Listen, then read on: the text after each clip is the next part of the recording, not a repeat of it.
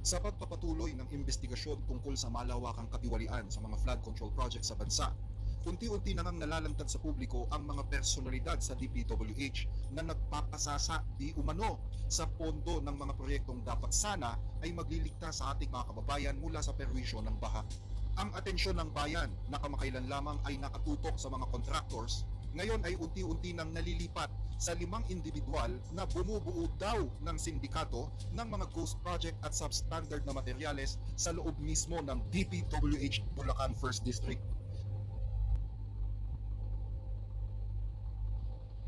Itong 5 engineer na ito, sigurado mayroong mataas na kontak yun sa mas mataas na katungkulan.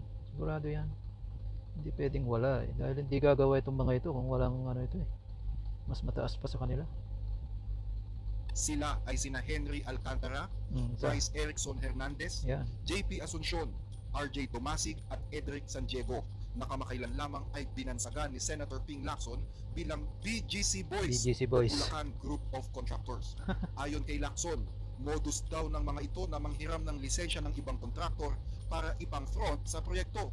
Pero ang totoo, madami nilang implement ng project at madami silang kabalbala. Titipiran nila ang pagkakayari sa proyekto para maibulsa ang pondo at bibigyan lamang ng kaunti ang may-ari ng lisensyang hiniraman. O kung hindi naman, bubuo sila ng isang ghost project, ilalagay ang pangalan ng kontraktor na hiniraman ng lisensya at ibubulsa ang pondo. May percentage na bibigay. Sino-sino nga ba ang 5 ito? At bakit nasisigura nilang gawin ang ganitong parumal-dumal na pananamantala sa pondo ng bayan? Saan? Ito nga yung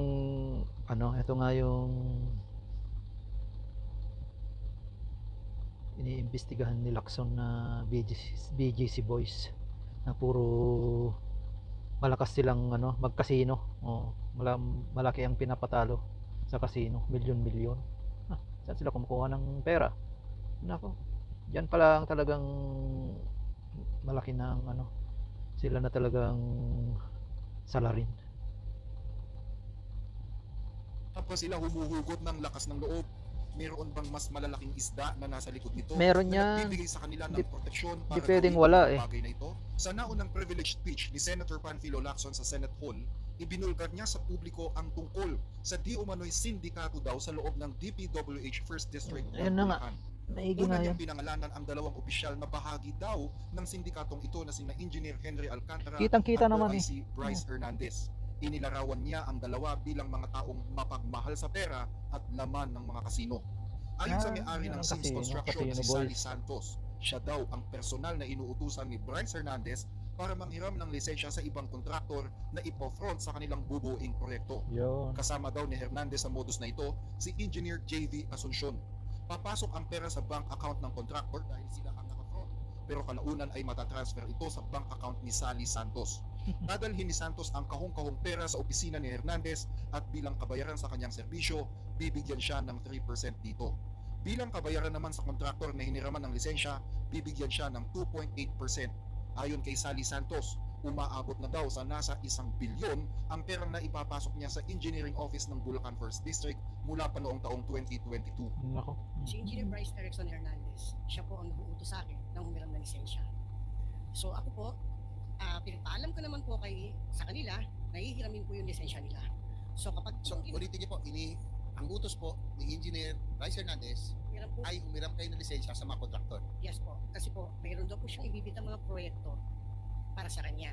Sino po ang gumagawa? Sila po. Sila mismo? In-house nga? Sila po mismo. Kaya po ako nakapaghiram ng lisensya. Nagtiwala po ako sa 2 ito. Nagagawin po nila yung proyekto. Sino yung 2? Si Engineer Bryce Erickson po at si JP Mendoza. Meron namang boss yan nagpapalakad. Yes po, Your Honor. Yung modus doon, yes po, Your Honor. Sila nagsasabi kung sino magiging kontraktor, kung sino yung ihiraman ng lisensya. So, maaring gawin yung proyekto o maaring wala na. Yes po, Your Honor. Pwedeng gawin nila substandard. Pwedeng wala na rin. So kayo mismo nagbigay? Yes po, Your Honor. Kanino niyo binigay? Sa kanila po. Sa ikaw magkano ang sayo? 3%. Ano po ang nakukuha niyo? 3%. Sinabi na may naiiwan po ng konting may porsyento po. Ilang porsyento? 2.8 sinabi na 2.8% Your Honor. Tanong ngayon ang napakaraming tao, Ano ang nagbubunsod sa mga corrupt officials na ito para sipsipin ang dugo ng taong bayan? Bakit tila wala silang kabusugan sa pagnanakaw ng pera ng bayan? Isa sa mga nakikitang rason ng walang humpay na pagnanakaw sa pondo ng bayan ay ang kanilang bisyong pagsusugal.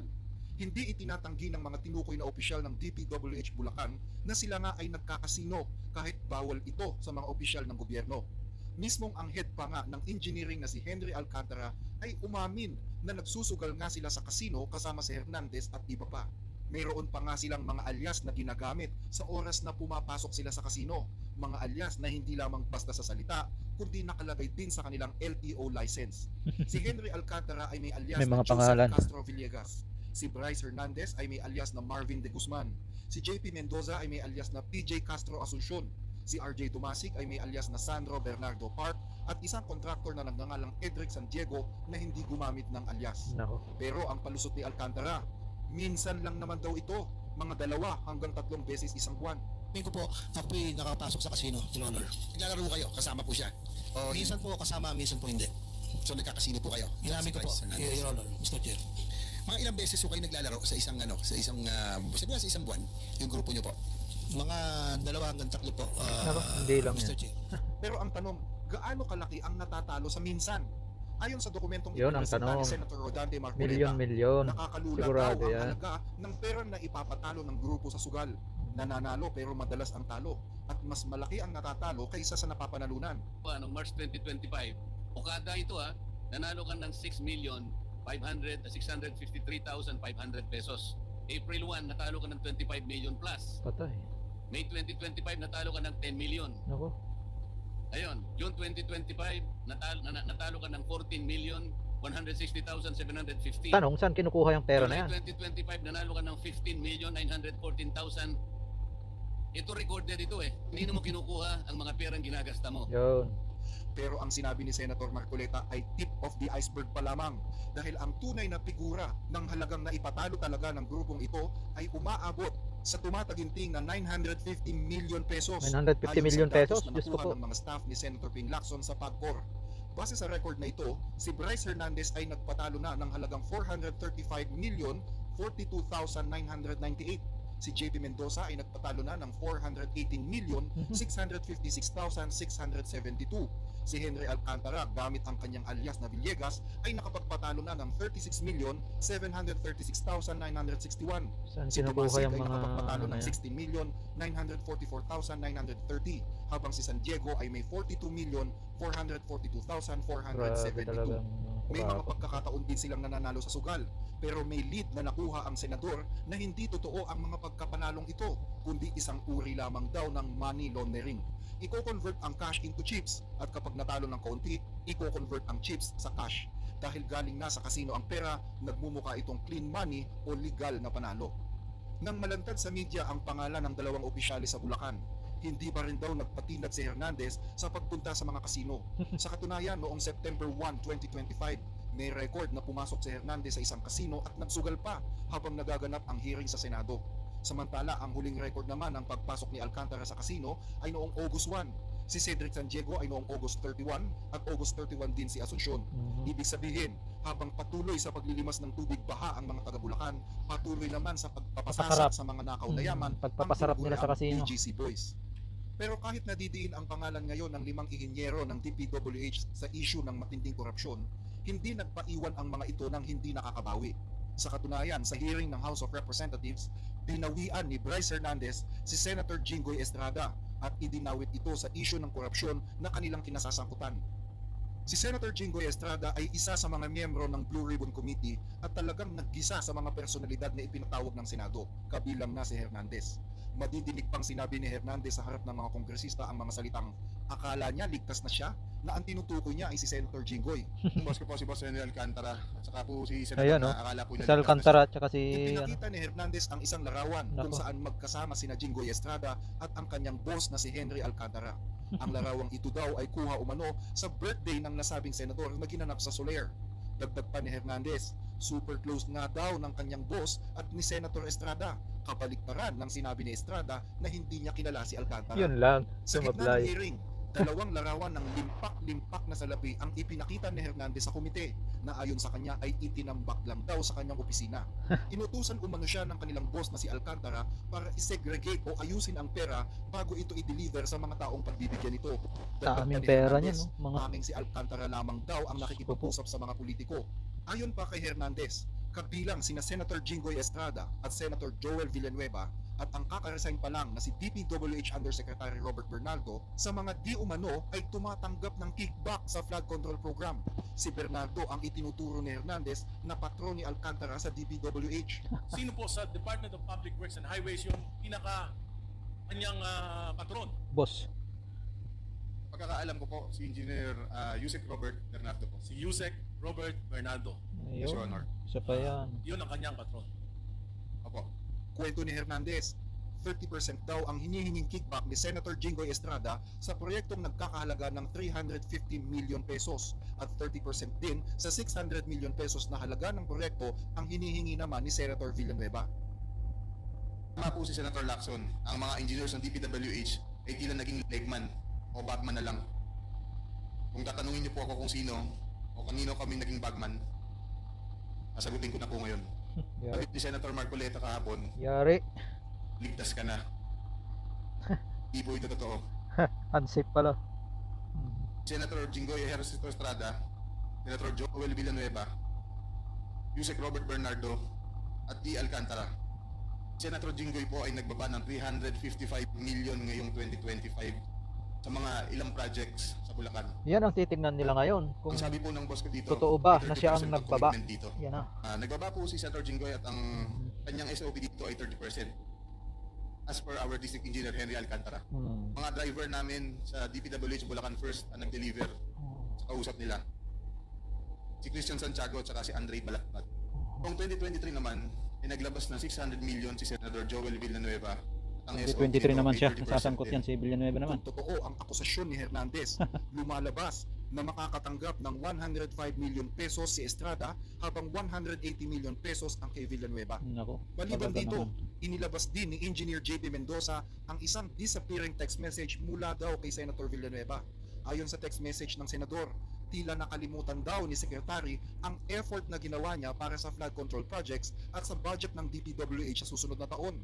Meron din daw ipinangako ang Secretary sa kanya na ang sabi pinakamababang pangako na ikinumit ng isang DPWH Secretary. Sinend daw ang message na ito kay Henry Alcantara at ang tinutukoy umano na Secretary ay walang iba kundi si Secretary Manuel Bonoan.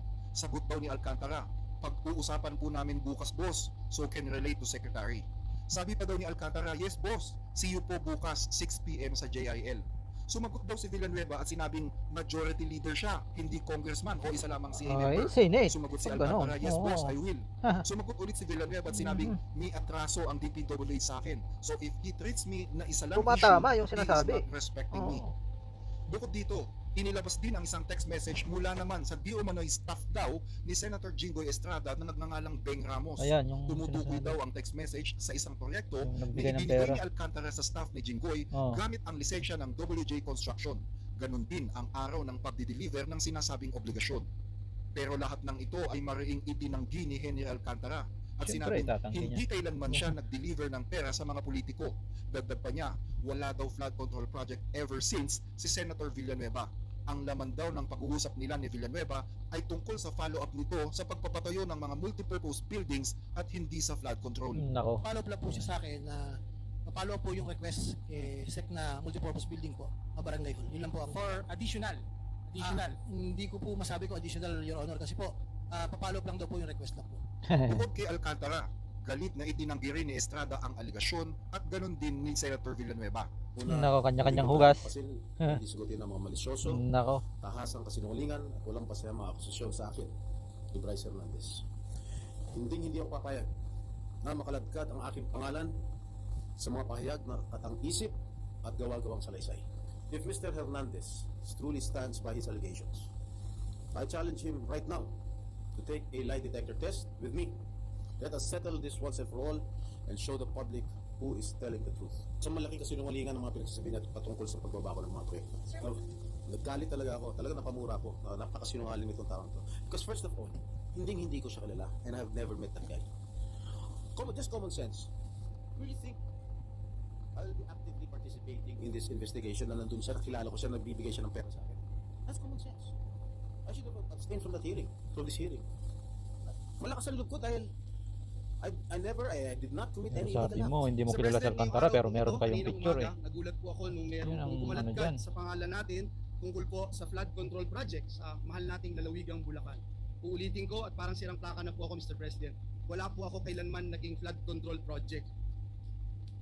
I will never, ever, Mr. President, destroy the name that was given to me by my parents, Mr. President, because it's priceless, Mr. President. The Bible says a good name should be chosen than great riches. Pinalaki po ako ng magulang ko na naniniwala ako sa langit at impyerno. Pinalaki po ako ng magulang ko na naniniwala ako that when you die here on earth, you will face your Creator and immediately into judgment. Nagpahiwatig din si Villanueva na si Hernandez ay isa lamang on. Ibig sabihin, may isa na talagang nasa likod niya. I'm not trying, Mr. President, na just to defend myself and hit this pawn, Mr. President. Kasi alam naman natin sinong may hawak dito. So klarong-klaro po sinong mastermind, Mr. President. Klarong-klaro po kung nasaan na si Dracula, kung bakit bumaba ang kanyang dugo, kasi hindi na ho malaman kung saan tatago yung bilyon-bilyon o trilyon-trilyon sa lapi. Hindi na alam kung saan, kaya bumaba po yung dugo. At mismo si Dracula sinasabi hindi naman niya gagawin ito kung walang basbas ng amo niya. Sino ba ang amo niya, Mr. President? Sino ba ang naglagay sa kanya bilang tagapagbantay ng national budget? Hindi ito ang unang beses na may mga politikong idinawit sa maanumalyang mga proyekto ng flood control. Sa katunayan, ilang araw pa lamang ang nakakaraan, isang pasabog din ang pinakawalan ng mag-asawang Diskaya na minsang naging sentro ng batikos dahil sa mga ghost projects at mararangyang sasakyan. May pagkakataon pa nga na nilusob sila ng ilang militante dahil sa mga nakakalulang halaga na nakuha nila sa gobyerno. Pero gaya ni Hernandez, hindi rin nagpatalo ang mag-asawang Diskaya. Naglabas sila ng listahan ng mga pangalan ng mga politiko na inakusahan nilang nanghihingi daw ng kickback na nag-range ng 10 to 25% sa katiwaliang ito.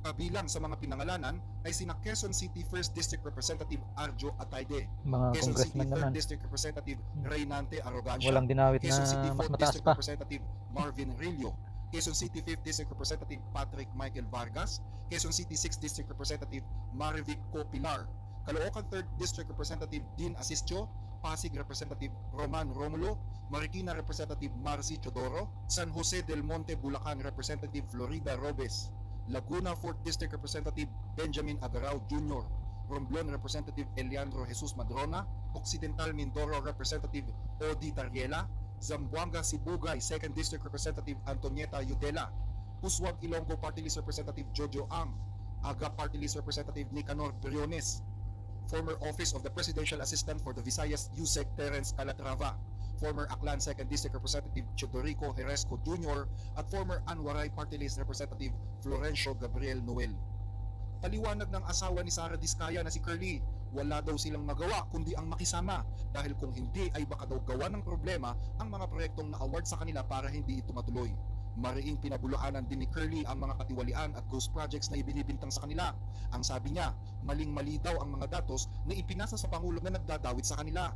Wala kami magawa dahil kung hindi kami makikisama, gagawa nila ng problema ang project na na-award sa amin sa pamamagitan ng mutual termination o pagkakaroon ng right-of-way problem na pareho nagdudulot ng hindi matuloy ang implementasyon ng mga proyekto. Gahaman din kayo eh. Dapat noon pa sinabi yan. Mali lang po, ibibigay po nila kay PBBM na listahan. Mali po ang DPWH Central sa binigay na coordinates po ang nagkamali. Pero sinasabi nila ghost. Walang katapusang ghost na yan. Eh talagang wala naman. Tinuturo sa amin ghost, amin daw yun. Tulad ng Kaywawaw na lang po. Iba ang coordinates niya. Na Kaywawaw na yung lugar na yun substandard. Pero na sinabi sa Timothy daw, Alpha daw. Kulang na lang ipatubos pa sa amin yung pagkamatay ni Rizal eh. At gaya ng inaasahan, mariing itinanggi ng mga nabanggit na mambabatas ang aligasyong binitiwan ni Curly Diskaya. Isang pahayag, sinabi ni Romualdez na mali, malisyoso at pawang name dropping lang ang ginawang pagbanggit sa kanya sa sworn affidavit ng mga Diskaya.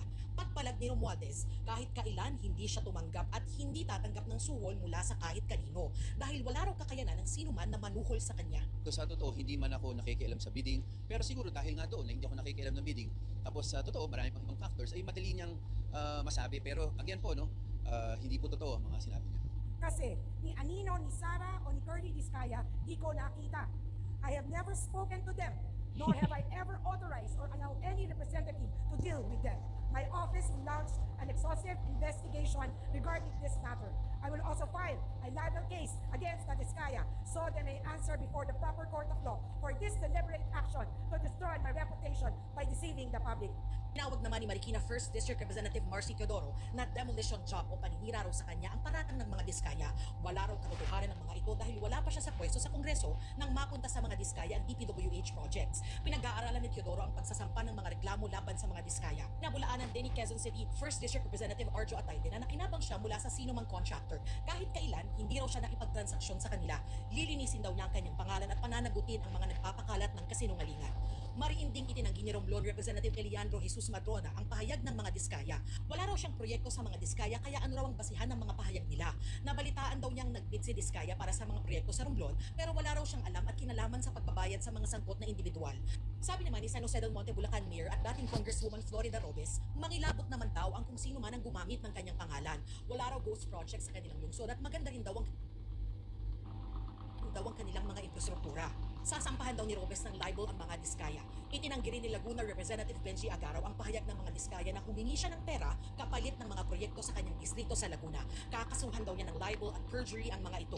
Mariin din daw na pinabulaanan ni Quezon City 3rd District Representative Reynante Arrogancia ang mga aligasyon ng mga Diskaya. Ilalabas daw niya sa tamang panahon ng mga ebidensyang magpapatunay na pawang kasinungalingan at walang basihan ang mga paratang laban sa kanya. Pinabulaanan din ni Caloocan 3rd District Congressman Ding Asistio ang mga aligasyon. Nanindigan siyang walang ghost project sa distrito niya at kung may proyekto man, ang DPWH daw ang nangasiwa sa lahat. Sasampahan daw niya ng kaso ang mga Diskaya sa mga mapanirang paratang nila. Isang pahayag sinabi ni Occidental Mindoro Lone District Representative Odi Tariela na mariin niyang pinabubulaanan ng mga pahayag ni Diskaya. Wala raw siyang tinanggap na pera o pabor mula kay Diskaya. Sabi naman ni Quezon City 5th District Representative Patrick Michael Vargas, 100% hindi totoo ang mga aligasyon ng mga Diskaya. Wala raw silang proyekto sa kanilang distrito. Magsasampa raw siya ng kaso laban sa mga Diskaya para sa kanilang anyay kasinungalingan. Isa sa mga nabanggit ng mag-asawang Diskaya ay ang kinatawan ng Ako Bicol Party List ni si Congressman Zaldico na di umano ay humihingi daw ng at least 25% na kickback at mga opisyalis pa daw ng DPWH ang nangongolekta nito para sa kanya. Ayon pa kay Curly Diskaya, hinihingi daw ng mga congressman ang pera dahil lahat naman daw ito ay pondo sa mga unprogrammed funds at pawang mga congressional insertions lamang. Para bang binabawi lang ng mga congressman ang pondong sila mismo ang nagsingit sa national budget at hindi naman talaga kasama sa original budget ng NEP. Karamihan sa mga kawani ng DPWS na nabanggit sa itaas ay paulit-ulit na binabanggit ang delivery ng pera ay para sa kay Zaldico na dapat at least 25%. Sinabihan ko kay DE Ramos na masyado namang mataas, ngunit sinabi niya na wala nang gagawa dito dahil pondo ito galing sa unprogrammed funds at insertion galing sa taas. Ang karanasan ng mag-asawang Diskaya ay kapareho noon Kramo ng ka. karanasan ni Vice President Sara Duterte matapos maaprobahan ang budget para sa pagpapatayo ng mga eskwelahan. Itinakda kasi ng 2023 NEP na mayroong 5 billion pesos na budget sa pagpapatayo ng mga eskwelahan. Pero dahil sa congressional insertions, mula sa 5 billion pesos, lumobo ang budget ng 15 billion piso. Matapos maaprobahan ng 15 billion na dagdag na budget, lumapit na daw ang mga congressman kay VP Sara para kunin ang kanilang porsyento mula sa nadagdag na pera. Merong 5 billion na inapprove para sa classroom construction. Nagulat ako kasi merong mga lumapit na miyembro ng House na humihingi. Hinihingi nila yung 5 billion, parte ng 5 billion na budget. Magkano ba ang amin dyan, magkano ba ang amin dyan? So sinabi ko, hindi pwede ito.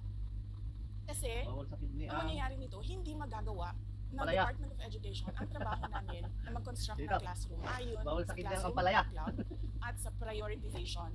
So, sinabihan ko yung isang congressman, sabihan ninyo si Martin Romualdez na hindi pwede chap-chapin ang classroom construction na 5 billion. Kaya kung makikita ninyo sa budget proposal na approved ng Office of the President, 5 billion yon. Pero nung lumabas yung GAA o yung budget approved noong 2023, naging 15 billion siya. Dahil hindi nga ako pumayag na kunin yung 5 billion, dinagdagan nila ng 10 billion yung classroom construction ng Department of Education. Yung 10 billion na yon hindi kontrolado ng Department of Education. Controlled yon ni Congressman Zaldico at Congressman Martin Romualdez. Pero hindi ito ang unang beses na lumabas ang pangalan ni Congressman Zaldico sa isyu ng mga korupsyon. 5 buwan na ang nakakaraan. Isang maikling dokumentaryo ang ginawa ng Rappler tungkol kay Zaldico. bilang isa sa mga arkitekto ng kontrobersyal na 2025 national budget na ayon kay Congressman Tom Ungab ng 3rd District ng Davao City ay siyang pinaka-corrupt na budget sa kasaysayan ng Pilipinas. The 2025 budget is the most corrupt budget ever passed in the history of Congress. Sinabi ko yan. Naging kontrobersyal ang budget na ito dahil sa pagbawas ng budget sa PhilHealth at DepEd habang bilyon-bilyon naman ang inilaan sa AKAP na proyekto ni House Speaker Martin Romualdez. Nang panahong yon, si Zaldico ang chairman ng House Appropriations Committee. Matatandaan na sinabi noon ni Vice President Sara Duterte na ang budget ng Pilipinas ay hawak lamang ng dalawang tao, si Speaker Romualdez at si Congressman Zaldico. Budget ng Pilipinas ay hawak lang ng dalawang tao. Hawak lang siya ni Congressman Zaldico at ni Congressman Martin Romualdez. Yan ang katotohanan. Pero matapos pirmahan ng Pangulo ang 2025 budget, nag-resign na rin daw si Ko sa kanyang tungkulin sa Kamara.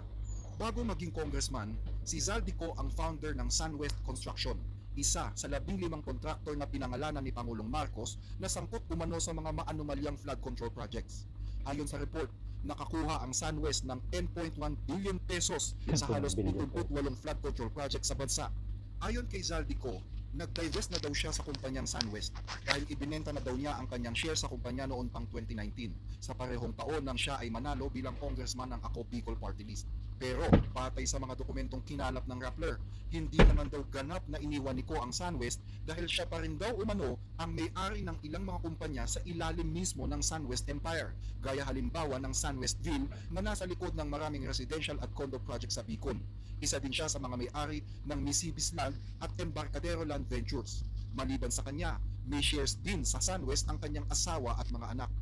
Ayon pa sa nasabing dokumentaryo, umaabot daw sa halos 1 bilyong piso ang nakukuha ng SunWest taon-taon sa mga programa ng DPWH mula pa noong 2016 at yan ay sa Bicol pa lamang. Ayon sa Rappler, sa taong 2023 at 2024, umaabot na sa 13 billion pesos ang kinita nito sa mga proyekto ng DPWH. Sa mga panahong yun, si Zaldico na ang budget chairman sa Kamara. Si Zaldico din ang kapatid ni Christopher Ko na founder ng Hightone Construction and Development Corporation. Isa pa sa 15 contractors na pinangalanan ng Pangulong Marcos na involved sa mga flood control projects sa bansa. Mula 2016 hanggang 2025, nakakuha ang Hightone ng 600 kontrata sa DPWH na nagkakahalaga ng mahigit sa 44 na bilyong piso. Samantala, boyfriend naman ni Claudine Ko, pamangkin ni Congressman Zaldico, ang kapatid ng may-ari ng Centerways Construction and Development Incorporated na isa din sa 15 contractors na pinangalanan ng Pangulo. Base naman sa pag-aaral na ginawa ni Congressman Toby Chanco ng Navotas, napag-alaman niya na nag-insert daw si Congressman Zaldico ng 13.8 billion pesos sa 2025 budget na karamihan daw ay inilaan sa mga flood control projects sa mga probinsya ng Abra, Bukidnon, Sarangani at Occidental Mindoro at iba pa. Yan ay kahit wala naman ang mga ito sa orihinal na NEP. Sa records ng Kongreso, meron doon na worth 13,693,000 pesos na ang requestor is Congressman Zaldico at napunta sa iba-ibang district. Lugar. So anong tingin niyo po dito? What was Zaldico doing? Dapat ipaliwanag niya. Bakit una-una, bakit siya may discretion over this amount of money? Kinestyon ni Tiangco ang nasabing insertions dahil sa sobrang laki nito at bakit si Ko ang proponent nito gayong hindi naman niya sakop ang mga nasabing probinsya. Hindi ba daw dapat ang mga congressman ng mga Eh talagang may katiwalian doon. Hindi si Zaldico? Liban dito, natuklasan din ni Tiangco na nadagdagan ng 2 bilyon ang dalawang party list, ang Ako Bicol at BHW. Nako. Isang bagay na masyadong questionable dahil dapat ay nasa 100 to 150 million pesos lang ang alokasyon ng mga party list. Bilyon pang siya sa ginagawa. paglobo ng budget sa Oriental at Occidental Mindoro dahil mula 2.5 billion naging 20 billion ang budget ng Nako dalawang po. probinsya. Una ko pong napansin doon is lumobo yung dalawang Budget ng probinsya. dalawang Mindoro, isang Oriental, Oo. isang Occidental. Ang NEP po nila is something, hindi naman pas ng 2.5 yung NEP nila, pero ang GAA po nila is 20 billion. Hindi po nila kaya gawin yun. Hindi Grabe. kaya gawin ng regular congressman na magdagdag. Hindi naman po sila miyembro ng Committee on Operations. Hinala ng iba, parking lamang daw ito. Ibig sabihin, posibleng pansamantalang inilagay ang malalaking pondo sa nasabing mga probinsya pero kalaunan ay kokolektahin din. Ayon naman kay Chanco, wala daw alam ang mga congressman ng mga nasabing probinsya sa mga insertions. Kaya imbes na parking, posibleng ito daw ang tinatawag na sagasa. May parking at mayroon ding sagasa.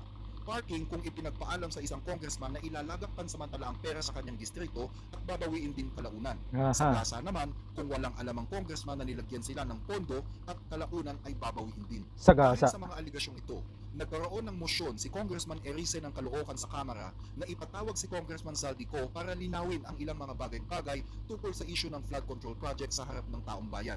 Pero tumutol si Congressman Benny Abante hanggang sa nagkaroon ng diskusyon ang mga mambabatas tungkol dito. Hindi ipinatawag si Congressman Zaldico dahil ayon sa kanila, wala pa daw umanong matibay na ebidensyang magdadawit sa kanya sa katiwaliang ito.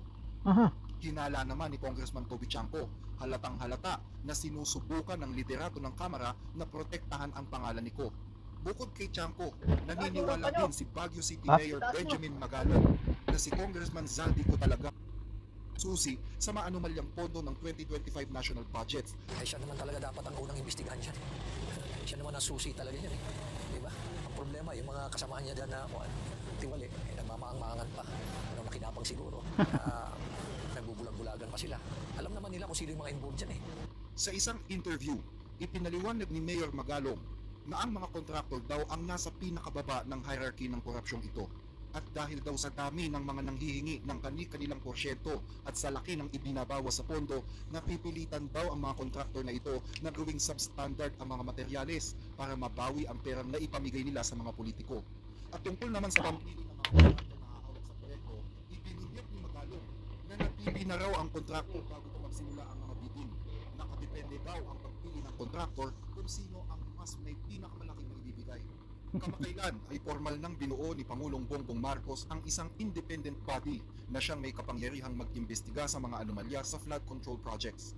Si Mayor Magalong ang itinalagang special advisor at investigador ng komisyon. Magkakaroon ng malawak na kapangyarihan ang komisyon ito para mag-imbestiga, mag-issue ng subpoena, magrekomenda ng mga kasong kriminal at administratibo, makipag-ugnayan sa lahat ng law enforcement at prosecution team, at humingi ng mga kakailanganing dokumento gaya ng mga libro, kontrata, bank records at iba pang mga materyales na kakailanganin ng komisyon. Kasama ni Magalong sina Rogelio Babes Singson at Rosana Fajardo. Sa ngayon ay wala pang chairman na itinatalaga ang Pangulo para dito. Hanggang sa mga araw na ito, hindi pa rin nagpapakita sa publiko si Congressman Zaldico. Ang huling balita ay nagtungo siya sa Amerika para magpagamot. Pero wala pang updates kung kailan siya babalik sa bansa. Na yan. Ayon kay Congressman Ko, hindi daw muna siya magbibigay ng komento tungkol sa issue ng 2025 budget hanggat walang abisto ang Korte Suprema o ang Office of the Ombudsman na magbigay siya ng sagot. Dagdag pa ni Ko, ikinagulat niya ang mga aligasyon na mayroon daw siyang kinalaman sa pag-i-insert ng mga budget para sa mga flood control programs. Pero higit kay Congressman Zaldico, nagkaroon din ng panawagan si Cavite 4th District Representative Kiko Barzaga na imbestigahan din daw si House Speaker Martin Romualdez tungkol sa mga flood control projects. Ayon kay Barzaga, mayroon daw siyang personal knowledge tungkol sa isyong ito. Well, I believe that if anyone should be investigated, the first person to be investigated is House Speaker Martin Romualdez. Why, sir? Why? Bakit po? Because he's now a speaker. And do you think there's a personal knowledge about his involvement in any of the anomalous projects or any of the projects? I have some personal knowledge. Can you elaborate, sir? I will not be elaborating that yet. But I'd like for Speaker Romualdez to be speaking in the... I'd like Speaker Romualdez to also be involved in the DPWH hearings. Bagaman malabo pa sa ngayon na madinig ang side ni Congressman Zaldico, nakapaghain na ng kaso ang bagong hepe ng DPWH na si Vince Dizon. Ayon kay Dizon, 20 personalidad ang sinampahan nila ng kaso, kabilang sina former District Engineer Henry Alcantara, former Assistant District Engineer Bryce Erickson Hernandez na inilipat na sa Pasay City Jail dahil na rin sa utos ng Senado, Construction Section Chief JP Mendoza at John Michael Ramos. Kasama din sa 20 kinasuhan sina Sally Santos ng Sims Construction Trading, Mark Alan Arevalo ng Wawaw Builders, Maria Roma Angeline Rimando ng St. Timothy Construction at si Sara Rowena Discaya. Sa kanyang interview kay Karen Davila, nagpahiwatig pa sa Secretary Dizon na posibleng masangkot si dating Secretary Manny Bunuan. Naniniwala kasi si Dizon na hindi makakakilos ang mga nasa ibaba kung walang kooperasyon ng mga tao sa taas ng departamento. Matatandaan na sa huling expose ni Senator Panfilo Lacson, binanggit ng senador ang pangalan ni Secretary Bunuan. Ayon kay Lacson, si Bunuan daw ay isa sa mga may-ari ng MBB Global Properties Corporation. Co-owner ni Bunoan sa kumpanyang ito si Mayor Maglangke ng Candaba, Pampanga, na siya may-ari naman ng Global Concrete Builders Incorporated na sinasabing kumubra ng 2.195 billion pesos sa ilang mga flood control projects sa Bulacan. Ayon kay Lacson, hindi na daw katakataka kung bakit laging depensa ni Bunoan na isolated cases lamang daw ang mga palpak na flood control projects, dahil posible na iniiwasan lamang ni Bunoan na maungkat ang tungkol sa kontrata ng Global Concrete na kumpanya ng kanyang business partner. Samantala, sa isang episode ni Ms. Jessica Soho sa GMA News, napag-alaman na may 5 proyekto sa Bulacan na na-assign sa Global Crate ni Mayor Maglangke na nakarecord din sa Sumbong sa Pangulo website.